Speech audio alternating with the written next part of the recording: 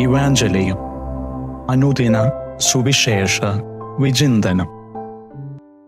ഏറ്റവും സ്നേഹം നിറഞ്ഞവരെ, ജനുവരി 7 ചൊവ്വാഴ്ച തിരുസഭാ മാതാവ് വചന വിചിന്തനത്തിനായി നൽകുന്ന സുവിശേഷ ഭാഗം മാർക്കോസിൻ്റെ സുവിശേഷം 6 അധ്യായം 34 മുതൽ 44 വരെയുള്ള തിരുവചന ഭാഗങ്ങൾ.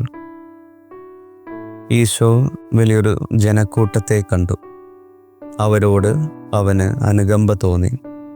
അവർ ഇടയനില്ലാത്ത ആട്ടിൻപറ്റം പോലെയായിരുന്നു. നമുക്കൊരു നല്ല ഇടയനെപ്പറ്റി ചിന്തിക്കാം. ആടിൻ്റെ ജീവൻ സംരക്ഷിക്കുന്നവനാണ് ഇടയൻ. സ്വന്തം ജീവൻ കൊടുത്തുകൊണ്ട് പോലും ഇടയഗണത്തെ പരിപാലിക്കുന്നവനാണ് നല്ല ഇടയൻ. വിശക്കുന്നവൻ്റെ മുൻപിൽ അപ്പമായി മാറുന്നവനാണ് നല്ല ഇടയൻ. അജഗണത്തിൻ്റെ ആത്മീയവും ശാരീരികമായ വിശപ്പിനെ അകറ്റുന്നവനാണ് നല്ല ഇടയൻ.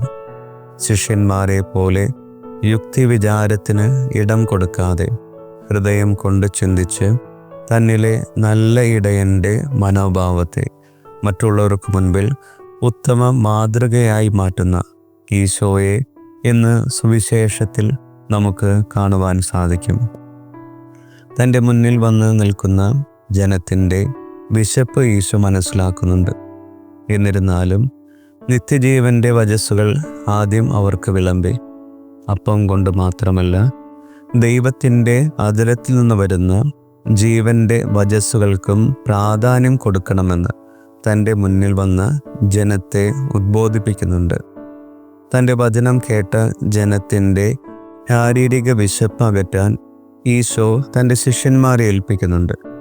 ഈശോ ഏൽപ്പിച്ച ദൗത്യത്തെ ബുദ്ധി കൊണ്ടും യുക്തി കൊണ്ടും ചിന്തിച്ച് ശിഷ്യന്മാർ പറയുന്നുണ്ട്, ഇത് വിജനപ്രദേശമാണ്, സമയം വൈകിയിരിക്കുന്നു, അവരെ ഭക്ഷണം വാങ്ങാൻ ഗ്രാമങ്ങളിലേക്കും നാട്ടിൻപുറങ്ങളിലേക്കും പറഞ്ഞയക്കാം, അല്ലെങ്കിൽ 200 ധനാരയ്ക്ക് ഭക്ഷണം വാങ്ങിക്കൊടുക്കാം എന്നൊക്കെ ചിന്തിക്കുമ്പോൾ ഈശോ ചോദിക്കുന്നുണ്ട്, നിങ്ങളുടെ കയ്യിൽ എന്തുണ്ട്? അവർ പറയുന്നുണ്ട്, 5 അപ്പവും 2 മീനും. അവർ നൽകിയ ഭക്ഷണത്തെ സ്വർഗീയ പിതാവിന് സമർപ്പിച്ച് നന്ദി പറഞ്ഞ് പ്രാർത്ഥിച്ച് ജനത്തെ തൃപ്തിപ്പെടുത്തുന്ന നല്ല ഇടയനായി ഈശോ നിലകൊള്ളുന്നു. സ്നേഹം നിറഞ്ഞവരെ, ഇന്ന് നല്ല ഇടയൻ നമ്മോട് കാണിച്ചു തരുന്ന 2 മാതൃകകൾ സഹജീവികളോടുള്ള അനുകമ്പയും പങ്കുവെക്കലിൻ്റെ മാതൃകയുമാണ്. നമുക്കും ഈ പുണ്യങ്ങളിൽ വളരാൻ പരിശ്രമിക്കാം.